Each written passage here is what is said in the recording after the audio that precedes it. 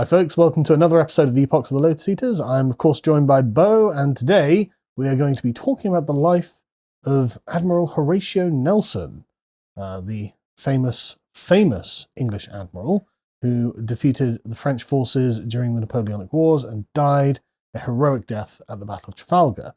We're going to be talking about it from Nelson's perspective, so we're not going to talk excessively about things like Trafalgar because we've covered them in previous epochs, which you can go back and watch. But anyway, so beginning with Nelson himself, then it occurs to me that I actually don't know much about the man other than the naval victories during the wars against Napoleon. Right. Okay. I don't know why I don't either, because you'd think like you would know something. But I know he was like a very charismatic, likable chap, very well loved by his men, and he was obviously a great admiral who could win spectacular victories. But that's all I know. Okay. Right. Yeah. Lord Nelson, first Viscount Nelson. By the end. Yeah. So his career was spectacular. He was the most famous, arguably the most famous man of his age, as far as Britain is concerned. Obviously, there's Trafalgar Square and Nelson's Column. So, in those terms, he's even more revered than Arthur Wellesley, the Duke of Wellington. And of course, he's got that factor, that sort of John Lennon factor of dying young, even dying in battle. It's about the most glorious death you can have. So he was already the most famous Navy man, and then that happens to him in like the pinnacle battle. Yeah, it's sort of all the stars aligned to make the memory of your name to shine so brightly. Just a quick thing as well.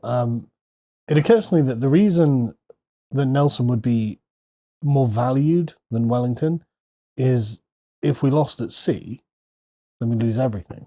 Whereas if we lose an army on the continent, that's bad, but the rest of the empire is still intact. Well, as you say, we're not going to talk about the Battle of Trafalgar all that much. Of course, it will be mentioned at the end, but we're not going to go into it in a lot of detail because we've already done that before. But just to say, the Battle of Trafalgar is unbelievably important and pivotal, certainly as far as we're concerned. It set the tone for easily 100 years, more than 100 years. It absolutely broke the back of the Spanish and the French Navy. It sort of thwarted Napoleon in a couple of different strategic senses, just pulled out a couple of legs of his stool, so to speak. It couldn't have been more important. It's like, so that's why. You can't overemphasize it. Yeah.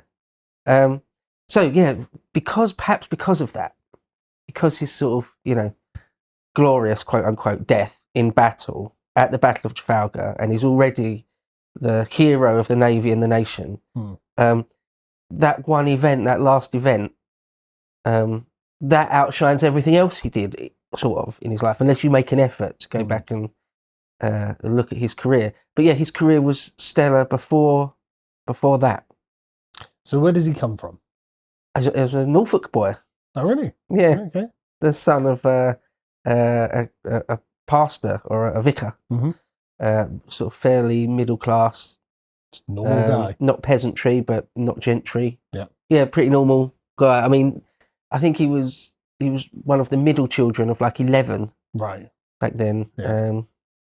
So one of the first things to say, if we just kick off, is that he was sent to sea when he was 12. And that is really young. Really young. Yeah. I think that's one of the first things sort of say about if you're going to go down the route of sort of armchair psychology, what makes the man. He said later in life that nothing was more traumatic than the first few days away from your family. So he was indirectly related to Robert Walpole. We did a whole epoch, didn't we, about the Prime Minister Robert Walpole. They were like, his family were like some cousin branch of the Walpole family, so it wasn't directly in line or anything like that. But his uncle was a captain in the Navy. Maurice Suckling was his uncle, and he was a captain. So he sort of got the boy into the Navy and sort of had him under his wing a bit. But yeah, Nelson himself said that later in life you have reverses and sadnesses and things that make you depressed and all that sort of thing. But nothing was more sort of traumatic than being ripped away from your family like that at sort of a tender age. There's another little anecdote I think's interesting, is that there used to be a little bit of a tradition that sometimes the boy on the ship's boy, or even a very, very young, very, very green midshipman, again, very young lad, sometimes like a 14-year-old or something, would sometimes, especially when they're fresh on the ship, would dine with the captain. It's a sort of a funny, quirky thing. One time when Nelson was a captain himself, or a commodore, or an admiral at some point, much, much later in his career, or would have been an admiral, and the ship's boy was dining with him, or a midshipman, and he said to him, when did you first join the Navy? And the boy said, when I was 12 or 13, I think he said. And apparently Nelson just sort of muttered to himself, too young. So anyway, that's a sort of little firsthand, didn't it? Yeah, that's a little detail which it's easy to skate over or not even remember. But I think things like that can be really important to understanding the man. I think we could contextualize it by talking about what the British Navy was like in this period, because as I understand it, it wasn't nearly as professional as the modern British Navy. Oh, no. So modern one, huh? Yeah, so it might be worth just giving us a brief overview of what the Navy itself was actually like. Like, what were the conditions that Nelson was expected to endure? Oh gosh, well, there's whole books written about that. I know. I mean, we're talking the late 18th century. The late 18th century, when he first joined, would have been the 1760s, 1770s. So it's pretty brutal. In fact, different historians, different scholars argue a bit about that, about how brutal it was. But I think there's no escaping the reality that it was pretty harsh. Yeah. It would really depend as well, ship to ship, captain to captain, how brutal it was. So, for example, one of his first outings was under his own uncle. So you can imagine he had a slightly less arduous go of it. Yeah. But the conditions are never good on an 18th century ship. Right, yeah. They're never comfortable. Right, yeah. It's cold. It's going to be always wet. You're going to be working all the time. Yeah. Possibly under the threat of corporal punishment. Yeah. And you will end up encountering danger very often. Stinks quite often. Yep. Yeah, it's disgusting sometimes. Often the ships would get mud, tidal mud, sort of inside the keel, things like that, and it would just stink the whole time. You'd be at sea for months maybe, and it would just stink to high heaven, and could be very brutal. You mentioned sort of capital punishment and things. Again, it would depend on the captain, but yeah, everything had to be just so. I mean, you had to have strict rules on board, and that's for the safety of everyone on board as well. Yeah. So it's not arbitrary. Or anything like that. But later, there's the Battle of Copenhagen. One of his captains is Captain Bligh and that's the famous Captain Bligh of Mutiny on the Bounty. You know anything about that story? A captain could be a real tyrant if he wanted to. It could be, if he wanted to be really, really horrible and mean and strict, he could be. That was one of the reasons why Nelson was so liked, is because he wasn't. He was strict enough. You didn't cross him or take the mickey. Yeah. But he tried to look out for his men, which a lot of them didn't. Yeah. So it's why he was so liked. Quite often the men, when he came back from any sort of campaign or expedition, all the crew would request that they would go with Nelson to his next ship, to his next command. That speaks volumes. Yeah. Quite often men just want to get off the ship. And they don't care about the next command and things. Or I actually don't want to be with that captain again. Yeah, or actively hate the guy. Would like to see him killed. Definitely don't want to go to sea with him again. But yeah, usually the men, or quite often if a ship, more than once there's accounts of a ship was sort of mutinous or bordering on mutiny or something along those lines. And Nelson would take over command, and within a day, everyone's happy. Yeah. Well, the guy, he's got the charisma to make it all work. And that's definitely a thing that comes through quickly or straight away. He's very, very charismatic. Well, so when he's still young, a boy really, like I say, he joins when he's 12. His uncle makes sure he's posted on ships that are going to go out and do stuff and see some action, because you could join the Navy and you get posted to a ship that just sits in port for 2 years or something, or you get posted to quite a small sloop, like a single-masted sloop, and it's just doing coastal hopping, and you never see any action. And then you're not likely to get promoted very quickly that way. No. Whereas although it's more dangerous, physically dangerous, if you see action, you're much more likely to get promoted. So fairly quickly, he goes to the West Indies, the Caribbean, and the East Indies. When he's still quite young, because like I say, his uncle Suckling sees to it that's the case. When he's still quite young, when he's about, I think, 14 or so, he gets put on a ship that goes to the North Pole. Now, no one had ever been to the North Pole by this point. They won't go to the North Pole for another 100 years plus. But so there's like an expedition. Right. Sort of a bit of a specially reinforced ice cutting, early version of an ice cutter type thing, try and force its way through the pack ice. He goes up to the North Pole, he's involved in that. It's bloody scary. Yeah. One of the things for a midshipman or a very, very junior lieutenant would be that if there were small the small rowboats, like going out tenders, to go out somewhere, quite often you put one of them in charge of the tender with half a dozen or a dozen men or 20 men tops. Give them experience at commanding their own vessel. Your very, very first taste of being completely in command.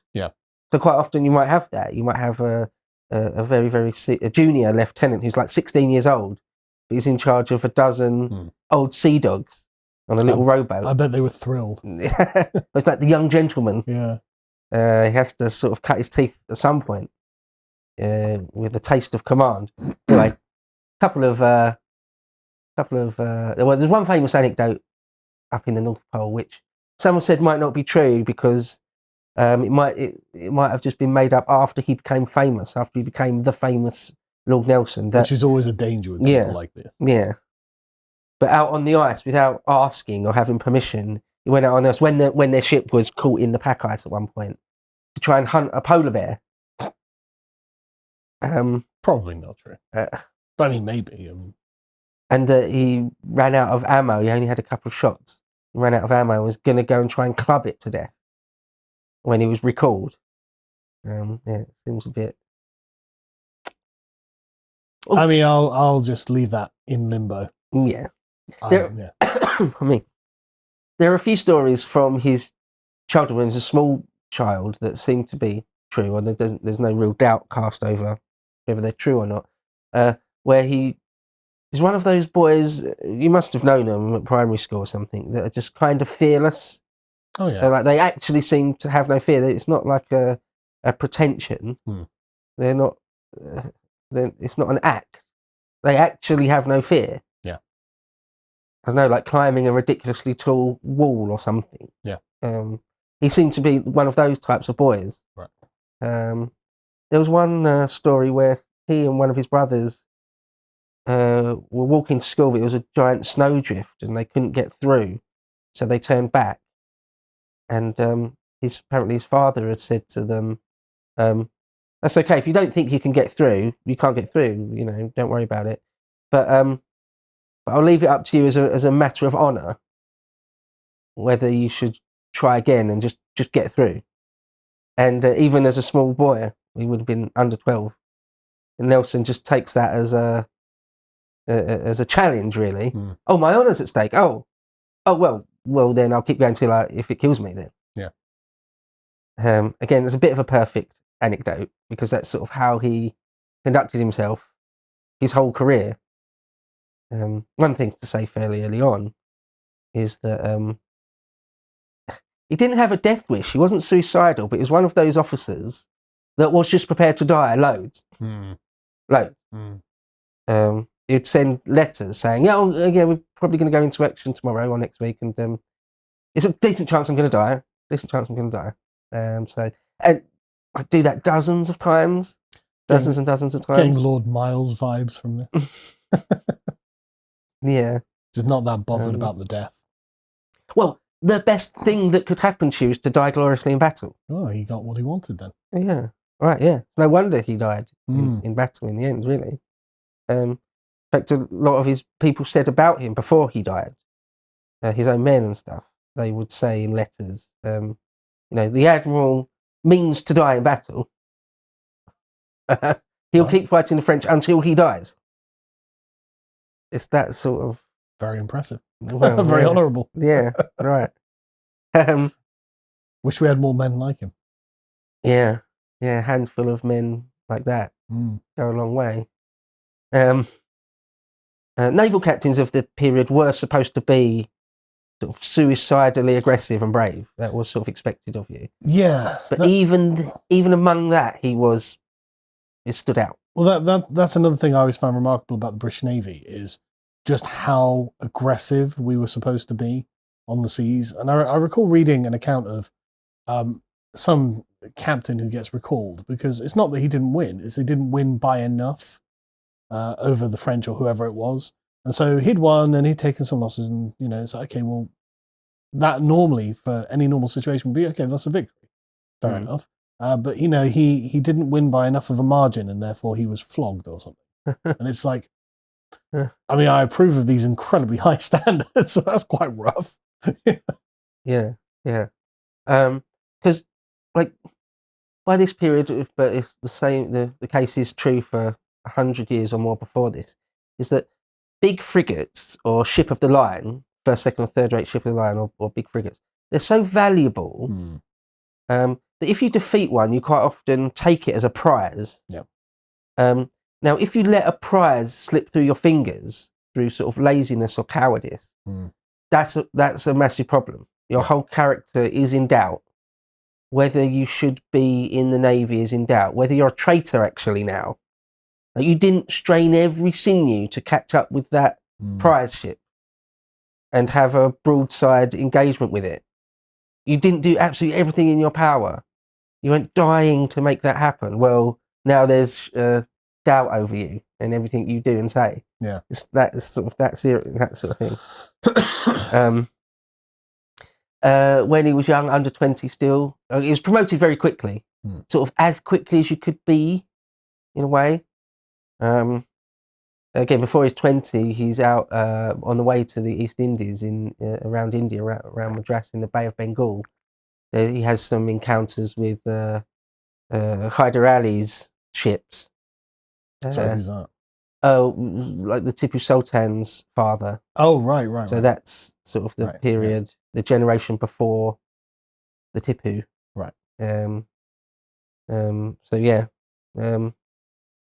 Out in the West Indies, so he sees action early on. Right. Full blown action.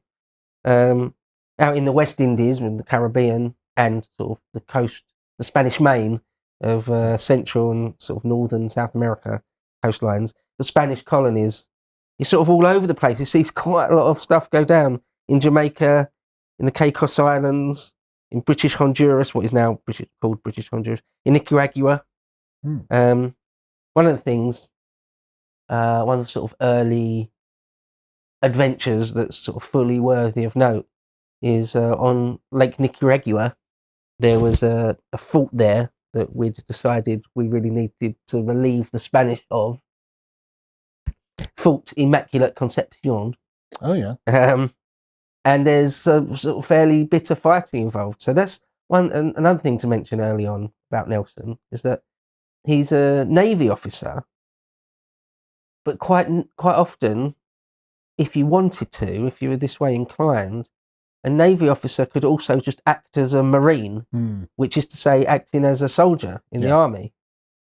And in fact, there's sort of a fairly long tradition where the sailors, if they needed to, at various times, would just effectively fight as soldiers on land. Now, Nelson loved this. That was right up his alley. There was a chance of glory. Nelson's like, that's brilliant. One thing to say though is he's quite weak, physically weak. Yeah. So as a child, he was sickly a lot. He didn't have a great constitution. We talked about Wellington, didn't we? Where he had a great constitution. He sort of hardly ever got sick, really. Well, Nelson was always, not always, but he would, as a child and a young man, be sickly and ill. Definitely need him on a boat. Right, yeah. Not the best choice, you'd think. Yeah. So there's all sorts of fighting. Well, it's a good thing they've got guns, I suppose, isn't it? Yeah. If he's not physically strong, well, at least he can fire a gun. Yeah. Well, he gets ill here. Certainly dysentery, but maybe on top of that, yellow fever. Right. And yellow fever is no joke. I mean, you can die of dysentery, but yellow fever is pretty bad. You die of that very easily as well. And in fact, in the end, he is sort of so ill that he has to be sent home. Basically, he's got no other option. He is dying. He thinks he's going to die. Yeah, because I mean, in this time, it's totally normal to die of a strange tropical disease or dysentery, because there are no vaccines, no cures, and nothing else that can help. Just got to ride it out or die. I mean, the jungles of Nicaragua are among the worst jungles there are. Yeah, I wouldn't want to go into them now. Yeah. Like really, really poisonous snakes. There's one anecdote where they're walking through the jungle and a guy just a snake like falls out of the tree and bites him on the cheek. And the guy dies of it. Right. Yeah, and the ability to get sort of clean water is pretty small. And all that sort of stuff. Yeah, the fighting at Fort Concepcion there seemed pretty bitter, and the Spanish sort of didn't give it up easily. Nelson's sort of in his element a bit. Yeah, one of those guys that seems fairly fearless, or has just resigned himself to the fact that he may well get killed. There's always a small percentage of men who just really enjoy that kind of thing, and he's obviously one of them. Yeah, there's a bit in Band of Brothers, and there's a bit in Black Hawk Down, both of which are taken from lots of accounts of soldiers that say you're going to have a really bad psychological time of it if you don't just admit to yourself you're probably already dead. Yeah. If you do that, there's loads of pressure off, and actually you'll get the blinkers off, and you can start acting as a good soldier. If you're just terrified you're going to be killed all the time, that's no good. Yeah. Rather accept that you're dead. This war you're in, this conflict you're in, is going to kill you. Come to some sort of terms with that, and then it's just a massive weight off your shoulders. But there's also like a percentage of men who genuinely enjoy the conflict. Yeah. Like who actually have fun doing it. Yeah. And it sounds like Nelson may have been one of those sort of rare types. Yeah. Where, like, that's the thing they enjoy. Yeah. I've played a lot of paintball in my life. Yep. Right. Yeah, same here actually. Like loads. Yeah, I've done quite a few. Like and from when I was quite young as well. And for the first few years of playing paintball, I'd sort of sit at the back quite a lot. Yeah, try not to be get a bit scared. Yeah. And be worried about getting hit and stuff. And at some point, just through playing it so much, I think, at some point the fear of getting hit just went away. And I remember it being like the blinkers are off. And like suddenly I can just look around with sort of clear eyes. You know? And I've had that very, very clearly with paintball. I can only imagine that happening to you in real life, in real war with live ammo. But it seems that does happen to some men. Crazy to say. I've got an interesting paintball story because a friend of mine went to Sandhurst, and he'd been there for like 2 years or something. He was eventually put in charge of like 4 challenges in Iraq or something. But we were going paintballing, and he was the only one who'd had any military training, and so we were, incompetent. But he basically like took command of us as a squad. He's like, basically, you just have to keep moving, right? If you keep moving, you won't get shot. And it was totally true because we were like hiding behind trees or whatever. And so when, you kind of pinned down, but he was like, no, just move over there. And then you move over there and you move over there. And it's the constant motion that throws the enemy off because they don't know, like they can't get a bead on you basically. And this is what they do in a real war. This is what they're trained to do, and it totally works. And we absolutely demolished them. So but you had to let go. You are right. You had to let go of the fear of being shot. Because you're like, oh, I don't want to go out there because I don't want to get shot. But as soon as you realize, actually, when I'm moving, I won't get shot. Then suddenly, you are right. You suddenly have a kind of control over what's going on, and you lose the fear of being shot, which is, you are right. There is something to this, because I played a lot of paintball as well when I was younger, and that's the thing. I have a particular memory of when that sort of actually just keep moving. He's totally right, But anyway, had the same with football actually in a competitive game when the pressure's on. When you're younger, just keep your head down and just sort of intimidated by the situation. And some point realised, oh no, I'll just look up all the time and just be confident on the ball. I get the same sort of thing when I'm climbing actually, because I don't really like heights. And so when you're like 12 feet in the air, if you look down, you can get a wave of weakness go through your arms. So you just focus exactly on what's in front of you and just get on with what you're doing. And then suddenly the whole thing just goes away and you're up and down before you know it. Sometimes you see it in fighting as well, in like MMA. One guy is just completely loose in there. Or he's even smiling. Yeah. Nelson seemed to be one of those people. In fact, there's anecdotes a bit later, I'll probably say it, where he seems to be happy or having fun in the midst of a battle. Yeah. I know I've talked about this before. There is a particular archetype of men who just genuinely enjoy battle.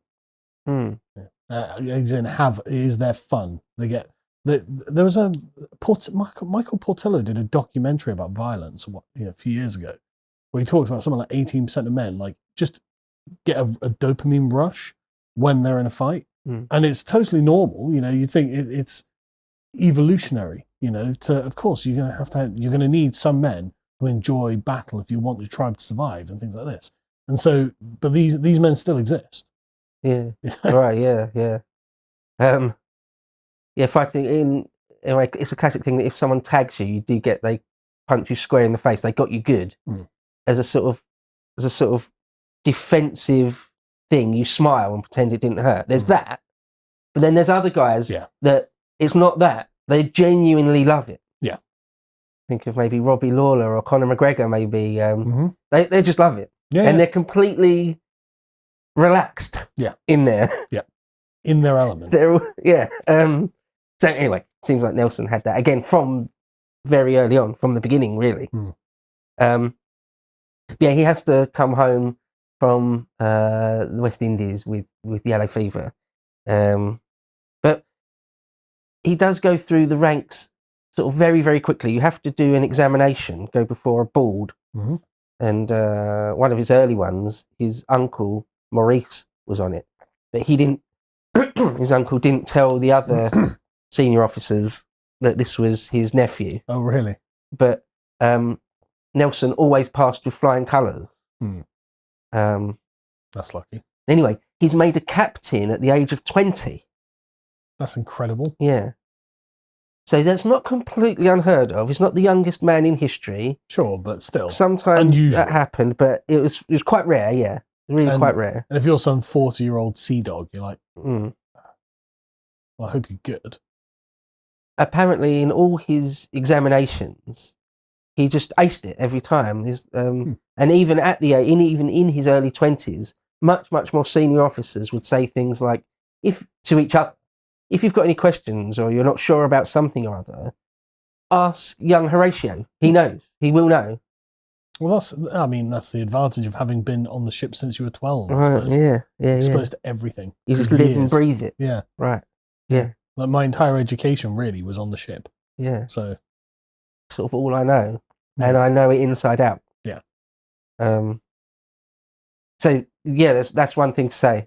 There's one account I was reading in one of the biographies where someone or other had come on board.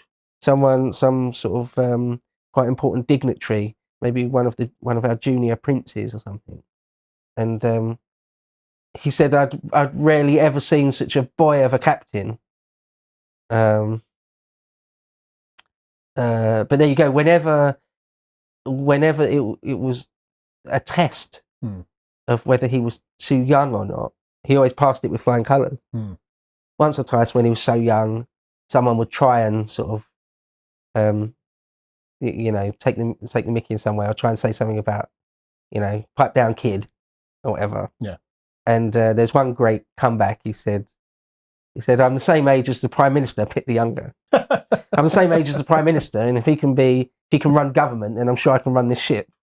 To watch the full video, please become a premium member at lotuseaters.com.